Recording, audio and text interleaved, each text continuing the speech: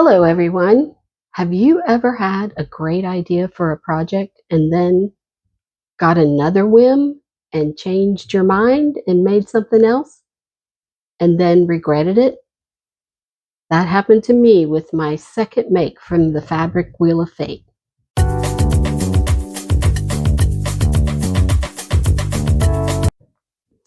Hi, my name is Becky, and this is my channel, Go So Beautiful. I have been participating in hashtag Fabric Wheel of Fate, started by Carol from So Carol. And my second spin was this brown fabric with embroidered or stitched floral design and leaves and stuff. My original plan was to make a jacket.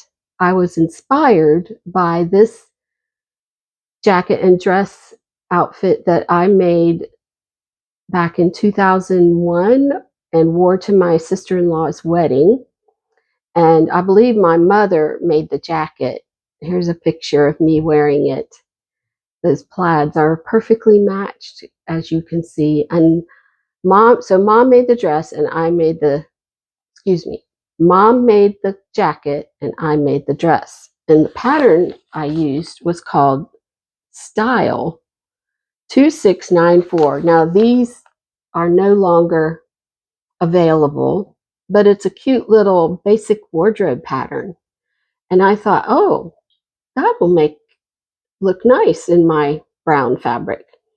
Well, I opened up the pattern and discovered that the extra sizes, it goes from size 8 to 18, but we had cut off the extra sizes. So I really couldn't use this pattern. So I was a little bit bummed, but I thought surely there's another pattern out there that will fit the bill. So I went to Joann's and found Burda 5870. And as you can see, this one here has buttons down the front. It's kind of a crew neck collar. And I think it has seams. If you look at the line drawings, it's got seams across the front. And the one with the scallops is cute too, but I didn't think I would be able to do that with that fabric. So that was one choice. And then I also picked up this new Look 6785, and I was going to make this one. However, this one does not have buttons down the front, and I really thought I would want to make it with buttons. So I was all set. And then for some reason, I changed my mind. I decided I wanted to make a dress, a sheath dress, something simple, A-lined, that I could wear for summer. And so I looked in my pattern stash and I found Love Notion's Sonata dress. And you can see it has several different sleeve variations, and it's got, actually has, you can make this as a contrast or not do it at all. So I made a muslin of the bodice because I wasn't sure how it was going to fit me. And I noticed that it was a little tight across this area. And I thought, well, maybe it would look better with sleeves because I have a scar here from my shoulder surgery and I didn't really want it to show. So I went ahead and cut out the pattern. Actually, I had to print the pattern and tape the pieces together first. It has pockets on the sides, and I omitted them because I felt like it would just stick out since this fabric is a little on the heavier side. So I cut it out, get to the end of the fabric, and thought to myself, okay, I'm going to cut these sleeves out. So I did, and I was pretty sure I had 2 layers lined up. And then I cut out the back bodice. And I think I had to cut that on a cross grain because I was running out of fabric. So, and then I also cut out the lining. So I'm sewing this thing together, and it's got, I don't know if you can see, but it has 4 darts in the bodice. 2 bust darts, 2 waist darts. And I usually feel pretty confident doing darts, but for some reason, I couldn't get these darts right. And I must have taken them out 3 times before I felt like I had it right. So I sewed, and then the lining, I sewed it in, but I had cut one size of the outer fabric and a different size for the lining fabric. I think I was in such a hurry, I just forgot. And so I had to piece a little bit of that to the back shoulder. Anyway, I used the burrito method, had it all sewed up nice and pretty, put my sleeves in, and tried it on. Well, it was too tight across here. So I said, well, I can't make bigger sleeves, so I guess I'll make the sleeveless version and wear a sweater over my scarf. Well, the sleeveless version has a different bodice than the one with sleeves. And it's a little bit longer, but obviously I didn't have any fabric left over to cut out a new bodice. So the darts are different on the sleeveless bodice too. So I just kind of finagled it and redid the darts like they were with the sleeveless version. And I did end up replacing the bodice lining because I didn't like the way it was pieced, and it was a mess. And I ended up using black lining because I went to Joann's and Hobby Lobby and no brown acetate lining. They had every other color, but there was no brown. And I thought, well, I'm just going to use black. So I did.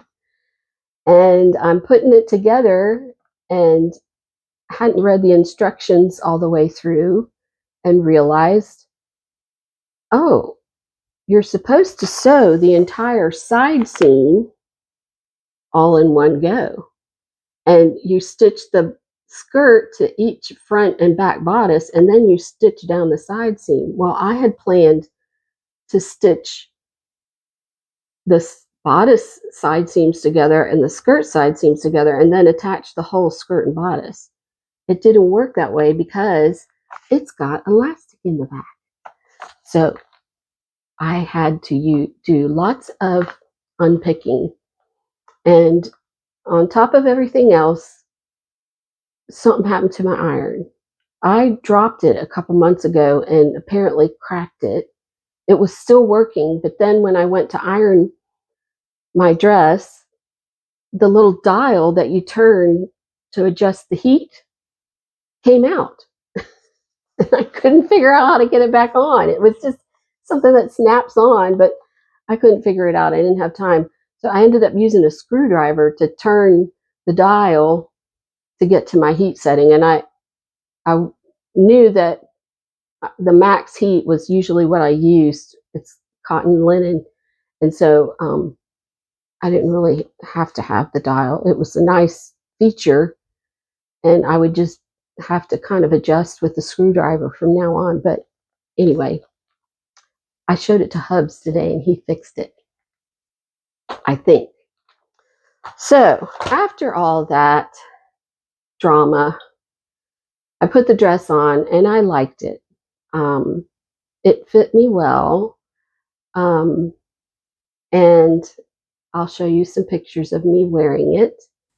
I styled it with a pink sweater because I think pink and brown are just lovely together. And I've ordered a new one because the sweater I'm wearing in this picture is a little tight. But you can see it fits me fairly well. It is one thing I wasn't too crazy about was you slip it over your head to get it on. There's no closures. And getting it on is not too hard, but getting it off is kind of challenging for me, especially with limited mobility. But I can get it on and off. I thought about putting a zipper in it, but the seam allowance is only 3/8 inch, and I didn't want to take up any more seam allowance than was allowed for the pattern. If I had thought about it, I could have cut a little bit extra to allow for a zipper, but I'm not sure what I was thinking when I was making this. So anyway, here's the dress. As you can see, it's got this pretty notch collar and a black lining. It does have elastic in the back, and you probably can't see very well in the modeling, but it does have this pretty embroidery on it in brown stitching. I did think, maybe I thought when I tried it on, I was like, wow, this is a lot of brown. But my sister-in-law says it's a good color for me. But I did think about maybe adding some pink rickrack around the neck edge. I don't know if that would limit me in terms of what color sweaters I could wear with it. Because more than likely, when I wear this, I'll have a sweater on, not just because of my scar, but because I get cold a lot. And I think with this pretty color brown, you could wear pink, orange, red, hot pink, lots of different colors. So this is make number 2 from the Fabric Wheel of Fate. And I appreciate you all for watching, and I'm really thankful that I'm done with this. It seems like it took me so long, and I just wanted to get it out of my sewing room. And it is warmer now, so I might even be able to wear it. But thank you for watching, and if you're interested, check out the other YouTubers on hashtag Wheel of Fate, Fabric Wheel of Fate. If you put in that hashtag, you'll see lots of other YouTubers participating, and you can participate too on Instagram even if you don't have a YouTube channel.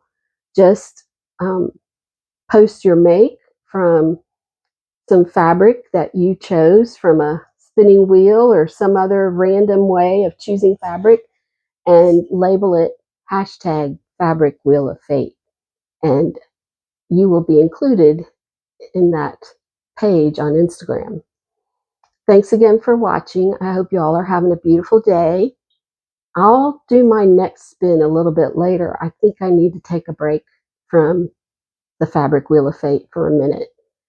So please give this video a thumbs up and hit the subscribe button if you're not already subscribed, and hit the notification bell too so you can see when I upload new videos. I really appreciate your comments and love communicating with you. Thanks for watching. Go So Beautiful. Bye-bye.